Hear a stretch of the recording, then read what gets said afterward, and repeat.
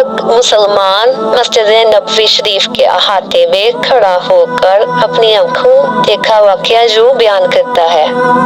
मैं मस्जिद नबवी में खड़ा था कि 4 पुलिस वाले किसी का इंतजार कर रहे थे।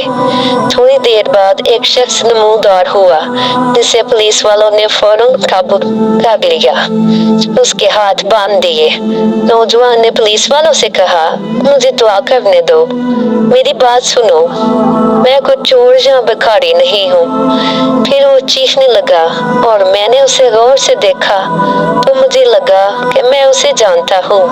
मैं आपको बताता हूँ कि मैंने उसे कैसे पहचाना। दरअसल मैंने उसे कई मर्तबा बारगाह रिसालत में रोते हुए देखा था। ये एक अल्बानवी नौजवान था जिसकी उम्र तकरीबन 35 या 36 साल थी। सुनहरी बाल और हल्की दाढ़ी थी।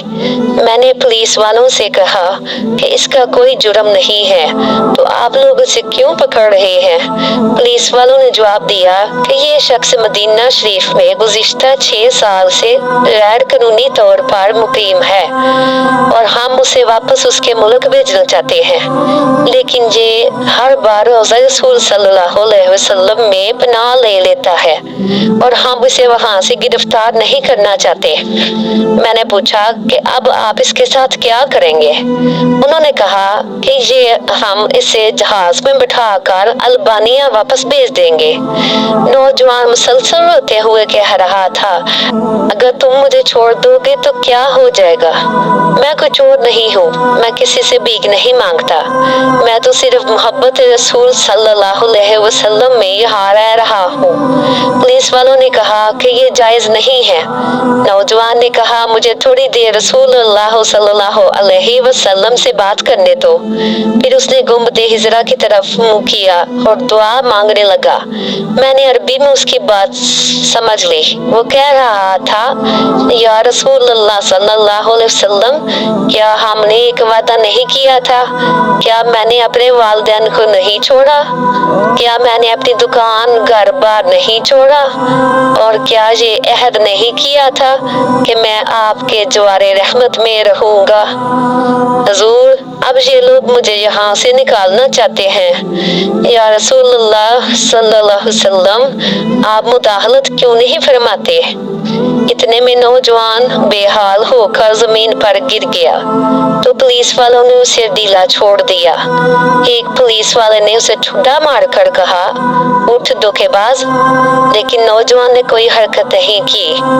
मैंने पुलिस वालों से कहा कि ये नहीं भागेगा, तुम पानी लाओ और इसके चेहरे पर डालो, मगर नौजवान बेहिस हरकत उड़ा रहा।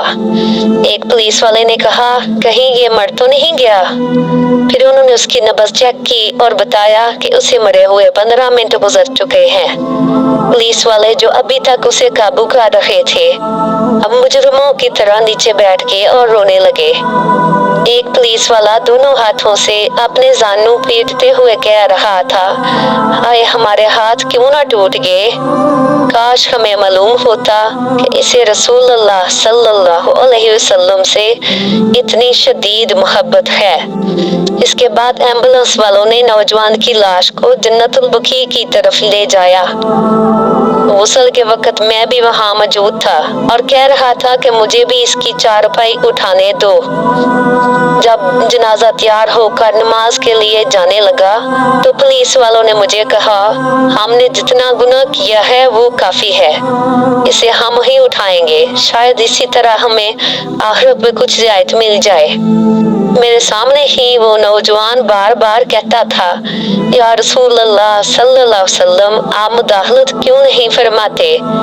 और फिर देखा कि रसूल सल्लल्लाहु अलैहि वसल्लम ने मुदाखलत फरमा दी और मलकल मौत ने उसे आप तक हमेशा के लिए पहुंचा दिया। अल्लाह हमें भी अपने हबीब सल्लल्लाहु अलैहि वसल्लम की ऐसी मोहब्बत अता फरमाए जैसी इस अल्बानवी नौजवान को अता की थी।